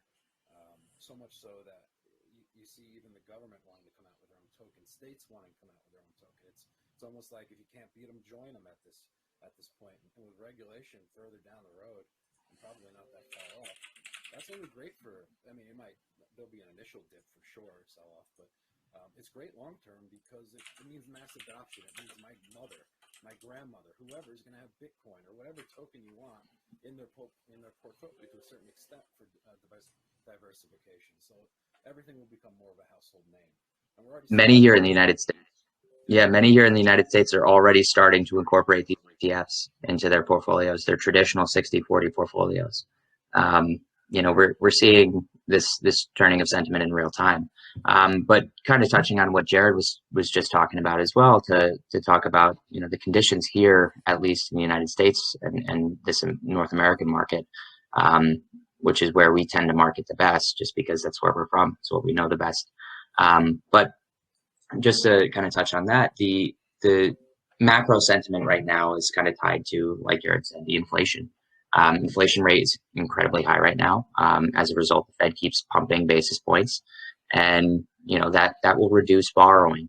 So for a time, people are not going to be borrowing as much money, and they're not going to be spending as much money. There will be a little less development, a little less buying power in the marketplace, and that's fine, because as people tighten their belts and they start to save a little bit, they're going to look to the next investment, and they're going to look into and take their time with what it is they care to spend their money on. We invite the eyeballs. We want the feedback. We want people to take a close look at this project and feel comfortable that what they're investing is a mission, and ethical and moral kind of you know, mission that they can get behind and think about long term as an investment, and not just as a quick flip. So in terms of the overall sentiment and what it means for people and their psychology in the coming months, we actually kind of see it to our benefit, being from an altruistic perspective, you know, and a high mission perspective. It's just something that will hit the marketplace a little bit better. And we're seeing that in terms of a lot of the new projects that are coming out and how they're proving successful and unsuccessful. You know, even our early iterations of you know, the altruistic meme coins with like baby Doge, you know, saving all the dogs, had a $300 million market cap at one point. It's wild. And that's a couple of guys who just wanted to save some dogs. We love that. And we see that as part of that next wave, and we just want to be a part of it. So, you know, that's kind of the angle that we're looking to hit. And in terms of the macro sentiment and the market turning, it's definitely troubling at times when you look at it, and it's a difficult thing. And it's hard to understand all the variables, but we don't necessarily see it as a bad thing. You know, this consolidation-based period is allowing a lot of future investors to get in at what they feel like are reasonable levels, and this is forming an additional, you know, plateau, huge resistance line in the space. So again, kind of a good thing, depending on how you look at it and what perspective you have. So, like you said, we're a couple months out, and we have some time. All right, thank you. By the way, I think all these other questions are just people thinking like, I don't know, they seem like scripted questions that you just copy off of Google or whatever, like, and you do in Pink Sale AMAs. This is not a Pink Sale AMA, guys. We don't have no sweatshop workers trying to win $5 by asking questions. So I'm not even going to go through the rest of the questions. You know, I think they don't really even apply. Like, they think this is like one of the, because I've been at Pink Sale AMA one time, and I tried to ask my question, and they kept on picking on these guys from like sweatshops or what somewhere. I swear, and they just asked like these like standard like scripted questions. I'm like, man, oh my gosh, farms. They have question farms. Yeah, exactly. So I'm like, I feel like this is what these guys just joined and have these questions, because so all this stuff we were talked about, like revenue model, all this stuff, it doesn't even apply anymore. So I'm not gonna bother asking any of those questions unless someone else wants to get in voice chat. Pablo, you had a question, right? You want to get on? You want to ask a question in voice chat? Hello, can you hear me? Yeah. Yeah. Hi there, Pablo. Okay, thank you, sir. I have question, sir. So my question, most of the new investors only focus on the price and the short-term benefit of the project rather than understanding the true value of the project. Can you tell us about the motivation and benefit for investors to hold your token long-term? Thank you. So if I gathered correctly, that was a question about what gives token holders incentive to hold. Yeah, Was that okay? All right. Yeah. First and foremost, it's going to be a faith-based hold in the mission.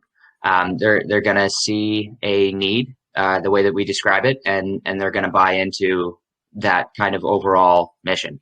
For those that aren't in it for their faith and for the desire to, learn and try and move the needle, and they're in it for money, the reason to hold is going to be long-term profits. Long-term profitability almost always comes with a long-term hold.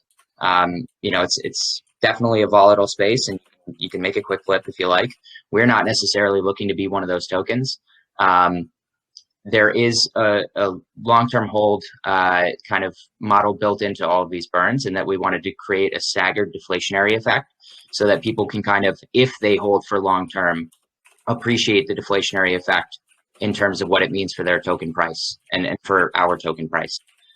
We wanted to steadily decrease the supply so that as our kind of project gains some steam and as we build some awareness and as it starts to gain traction, we slowly decrease the supply so as to kind of create that inverse effect where demand goes up slowly, supply goes down slowly, creating hopefully pressure on the actual price of the token and cause it to go up. A lot of people are probably going to look to the marketing and look to the campaigns that we're running. So we're going to do giveaways. We're going to do airdrops. We're going to do, if you're active within the community, advanced metrics will be utilized from a data perspective to kind of identify community members that are able to and have been engaging with the community in meaningful ways. They will be rewarded. And so in that way, we'll retain a lot of the best peoples and a lot of the best of our community, hopefully long term. And they'll continue to contribute and they'll continue to hold. We want them to allow us to build long term, and so we need their involvement as well. It's not just the two of us and our couple of merry band of developers. We're going to be building out this team in a big way, and a lot of that is cross utilization of assets, and that includes our holders. So our holders are assets. The community is a massive asset, and we want to leverage them. We want that to be a focus as well. And we want the community to feel that ownership in a number of ways. So see the way that, if they offer some value, it actually gets utilized. If, say, somebody has some graphic design experience, let's talk about building out an NFT collection. Let's talk about having you, maybe consult on, a project here or a project there, and then contingent upon success, maybe bring you on for, a more tangible role. There are all kinds of different ways we look at, value add, I guess is the best way to put it. There is something to be said for the fact that every single person on this planet has a nugget to offer. Everybody has something meaningful to say at some point or another. It may not be in this moment, it may not be, for 10 years, but everybody at some point or another has something meaningful to give. And, we're just willing to listen and entertain that. And I think a big part of that will be what drives our growth as a community. So attracting those types of people who then attract other people like them. It's a upward spiral as opposed to a downward.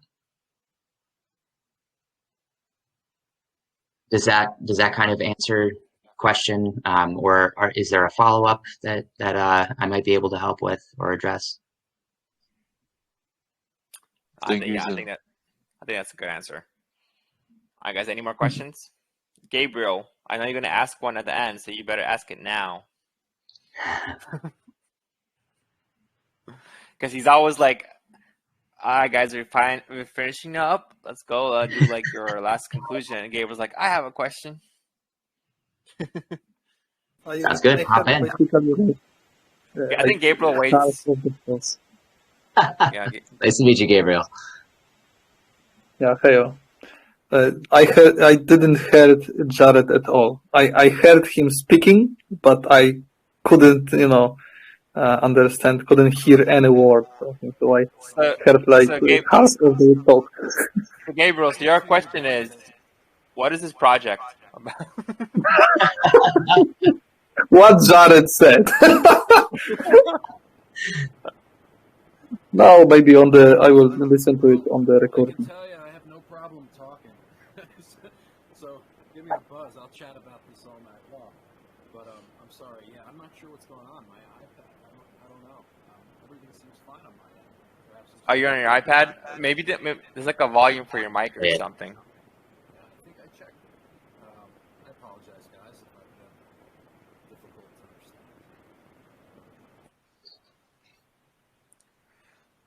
But yeah, I think we could wrap it up, guys. If there's any more questions, we could just do it after the recording's over. So let's go do the conclusion. Guys, also real quick while he's doing that, let's please join our community. Ask us questions there. We're fairly I was getting to that. Okay. Let's let you do No, that. you guys do the conclusion, and then I tell them to join the community. All right. I think you just Awesome. switched it up. Give us an opportunity. Like, look, we get it. We've been in this for a while, so we're not expecting to run out tomorrow and buy this because we can anyways, right? That's why we gave ourselves a little bit of runway to prove ourselves to you, and that's what we intend to do. So look, what I would say to you is just join our socials, see what we're up to. Keep us in mind. I think you're gonna like what you see. Ultimately, and I always say it, you're not really investing in two lands. You're investing in Zach and I and our team. So with that in mind, give us a chance to earn your trust. Really, that's what it comes down to at the end of the day. Because we are a high mission project. With that, we know we need to raise a lot of money, right? So I'll do all the things that we want to do, and promise you we are going to do. So, give us a shot. Follow us, see what we're up to. Give us any feedback along the way, because we do listen.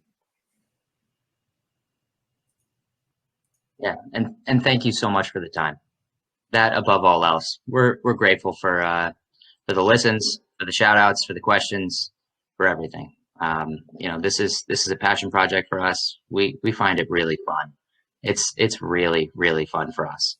And we like talking to all of these cool people. We like getting involved.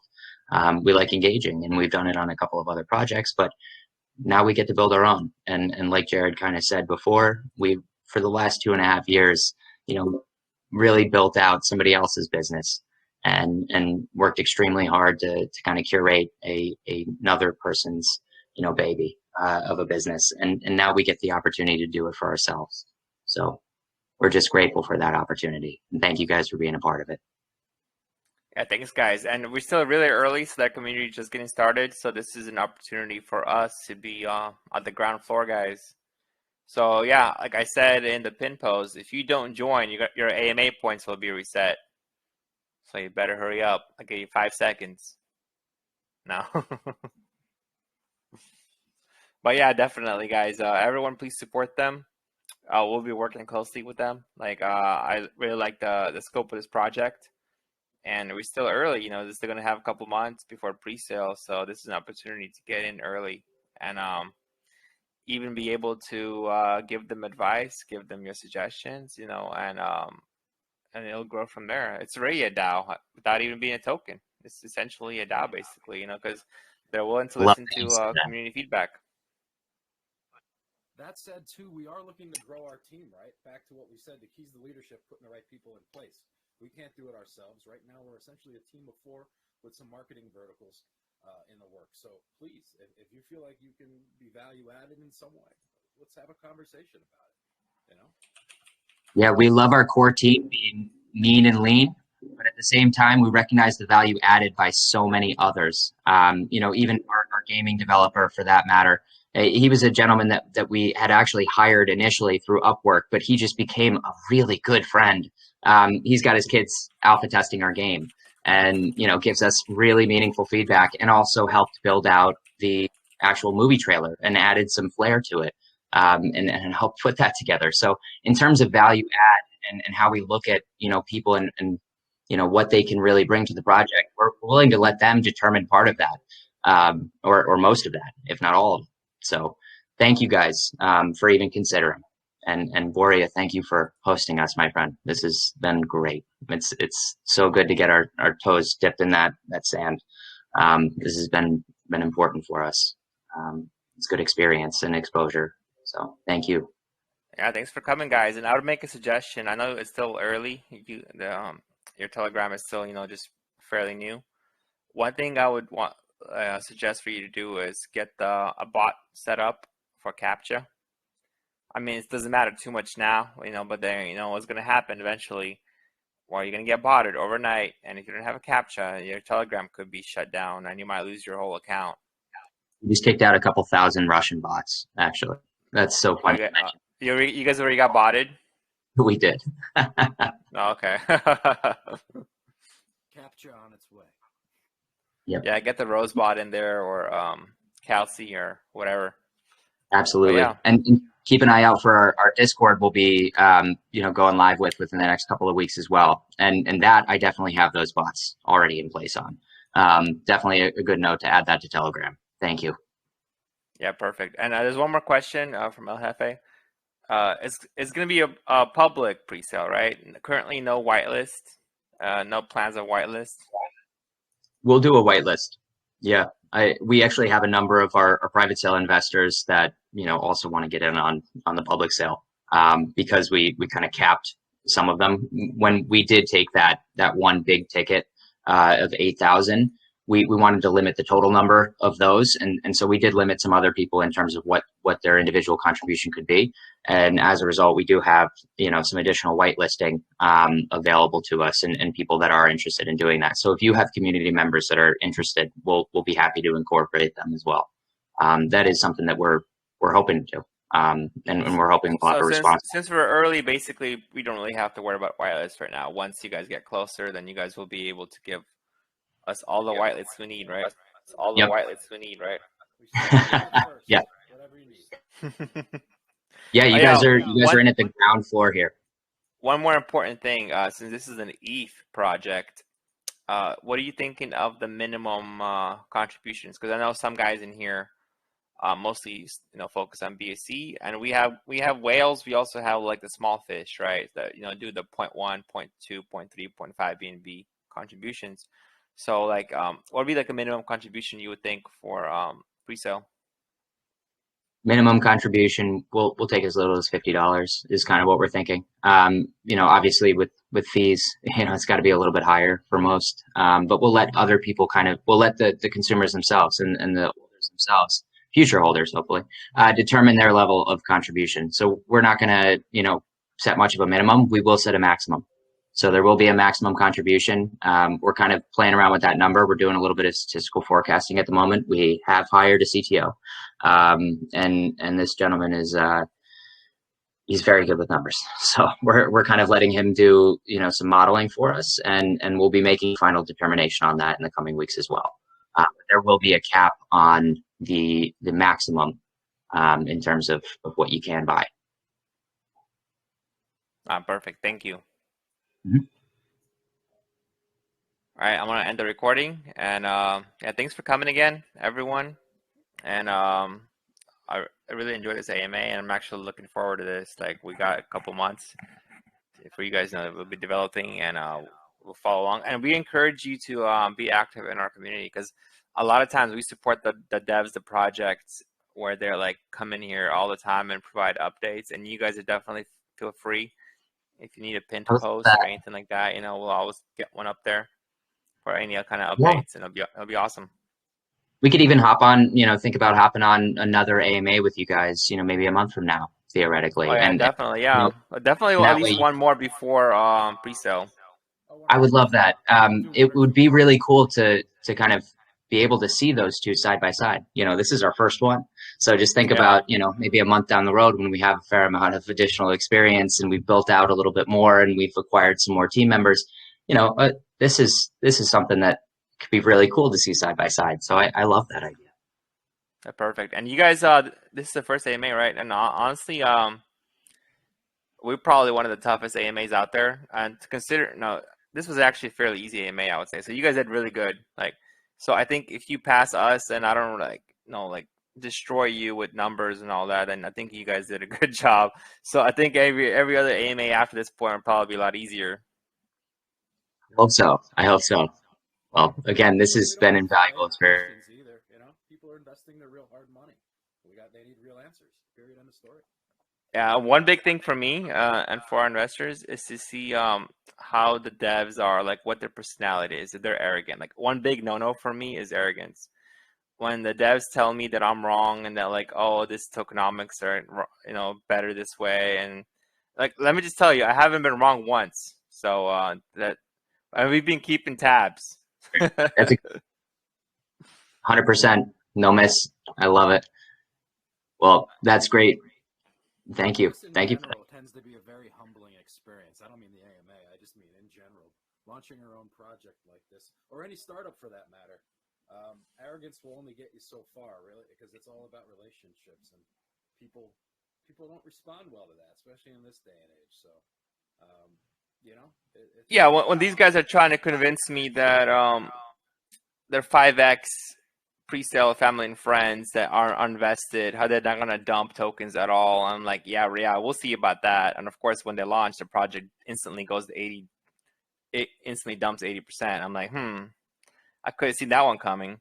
But you guys do have a similar thing. But the fact that, it's vested for a whole year, that makes a complete difference. So honestly, I don't even care the fact that they're getting 6x out of it, because like you said, they're vested for a whole year, and after 1 year, they're only going to be getting 25% initially. So that's the big risk right there. If they got them all the tokens at once, then I would never invest in this project. But the fact that you guys thought about this, and with the whole FTC, with the compliance, that's basically their law. So like you guys really got you're on top of the game for that. So I'm actually I don't have any concerns about that. Yeah, one thing you don't want is in 2 years from now the SEC auditing us and seeing how we ran our public sale, right? Or excuse me, private sale. And then in some way we were non-compliant or any issues that may arise. It's just, it's all about, taking the time to do things right. If anything, I've learned that from my wife, the HR director. So, but yeah, and we're fortunate to have those resources. And, even the attorneys that we utilized, and they're a big firm, but we even spoke to a much larger crypto firm prior to them. And, we had about 3 or 4 hours of free advice from them. So we ask a lot of questions, and we take a lot of meetings, because every time you're going to learn something new to help you move forward. I actually have one question in this AMA for the community that's already here.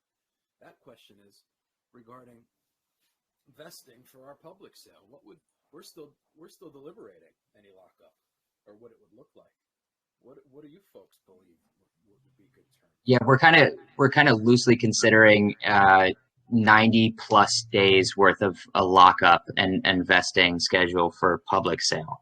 And that's generally what we're seeing. 90 days to 365 is kind of the range that we're seeing on a lot of these projects. In terms of what you guys would feel is stable but also fair, because we wanted to offer stability, but at the same time we want people to be able to take some profits and be able to make their money if that's what they're coming for. Ultimately volume is good. It may drive the price down for a short period of time, but we overall see this moving positively. So we're going to focus less on potential issues in terms of people dumping like that. We think we've built in enough of an incentive model to hold that we won't have to weather quite such a bad storm there. But in terms of actually, creating a vesting schedule for the public sale and what kind of a day range you guys look for and feel comfortable with, what is that? What does that look like? Right. Is it 90 days? I'm a very nothing? strong believer against vesting for public sale, because then you're just pushing that inevitable down the line. If people are gonna sell or they're gonna dump, you want to get rid of them as soon as possible. So it's almost like how I was asking you about, the catalysts for, what's the next level, what's going to be happening for new investors coming in, the next pump or the next, step in the bull run. If you have vesting, it's basically like a guaranteed drop in price, because people are waiting for 3 months to, it's almost like even if they don't want to sell, but they know it's going to be a drop, they want to sell before everyone else so they could buy the dip, So Right. if there's vesting and there's like 10% release, let's say the next month and month after, people are going to sell. So I would just say Totally. let the sellers get out right away, the non-believers, because the thing is, when there's a drop in price, people leave, because that provides an opportunity, the new floor for new investors to come in, So Yep. I just feel Totally. if there's that's one thing about the investing that you guys will have with the private sale. That's going to be tricky in a year, I don't know, they know the private sale is going to, be 6x, and they're going to have their tokens released in a year. So, I mean, that's something to think about too, I would say, because like if I'm like, especially if I'm heavily invested and I'm in profit, right? And I know private sale is just itching to sell their tokens like the next day. I probably, honestly, I'll tell you the truth. I'll probably sell, and after the private sale jeets, I'm gonna be ready to buy back the dips. Yep. And that's why we wanted to make it such that, only 25% available for liquidation. And in that way, those who are most likely to liquidate that 25% will probably do it. And even if we dip 50% after public sale launch, of which that's, not great, but even in that event, if they were to liquidate their 25%, 50% down from public sale, they will cover 75% of their risk and keep 75% of their asset, at which point the class of investors that are most likely to sell off are covering their risk already, at which point they're less likely to sell further down the road. So I see it as kind of a trade-off in that we've given this, ability to our private sale investors to liquidate. And yes, that will affect our price. And it could be, a bit, of a dip at that point. And people will look to that, and they will likely anticipate some kind of a dip like you're talking about. But in terms of allowing those people then, our private sale investors, to liquidate the 25% and cover that risk, they can then move forward feeling a lot more comfortable and a lot less likely to need to take profits, and instead, act in faith and in good faith. Yeah, exactly. I mean, that's exactly how I feel too. Like, and why I think it's also important to stay above ground, above like launch price, because if you go below pre-sale, below launch price, these investors that are meaning to hold, a lot of them, like, especially if they have huge big risks, like the $8,000 guy or the $5,000 guy, like they're like, oh man, like they're gonna start panicking, and that their huge sell could, set off another guy selling, and then third guy, and then you see a whole cascade of sells. It's almost like when a stop loss gets triggered in like a regular market, and then you see a flash crash. That's what happens in crypto. So it's very, very important to keep the because that's the thing, right? Investors, if they're above, they're making money, they see that, okay, I'm profitable. They sometimes don't worry about it. They like they don't even look at the chart. But if it's dropping every day, they start panicking. So, and it is important, like, also about the getting the initial out. Like some guys, once they have the initial out, then they don't care. They're gonna be holding forever. Just to add to that regarding the SEC compliance, regarding accredited investors, so in order for them to, the majority of them had to be accredited. What that means is they had to meet a certain criteria regarding net worth, one of them being north of $1 million. In other words, in order to be an accredited investor, there's various different things that you have to check a box, right? There's like 30 things you have to check. One of them, and the majority of them, if you're not a business or an LLC or an incorporation, is you have to have a net worth of north of $1 million, and or what is it, $200,000 or $300,000 a year? $200,000 in declared income for 2 straight qualify you as an accredited investor. So they don't feel an $8,000 loss as much as say someone else would. So that's why we went the compliance route, is because we were going after people with enough money that it's pocket change to them. And yeah, the price action to the tune of a couple $1,000s is not enough to scare these people. Just to be entirely candid about that. And I know that may sound, hubris based, and like a little overconfident, but we do know that the vast majority of these people that we've taken in the private sale, they're not swayed by that kind of money. And they recognize that this level of investment, this early on in a project, can lead to massive returns if they do hold. And so in terms of, risk versus reward, their risk is extremely low compared to the reward that they stand to gain if they hold for long term. It's just, it's apples and oranges to these guys. All right, exactly. All right, let's go wrap it up. I think people need to go to sleep, in Europe especially. Absolutely. So yeah, honestly, awesome chat, man. And like everyone, I see the community is already joining the group. So yeah, definitely we're going to keep in touch and work on this. Thanks, guys. Thank you so much, Bori, and thank you everyone that's going to be a part of this. We appreciate you in advance. Yep, same here. And yeah, great AMA, guys. And I'll be uploading this to YouTube Fantastic. probably today or tomorrow. So as well. yeah, for sure. All right, see you guys. Be well. All right. Thank you.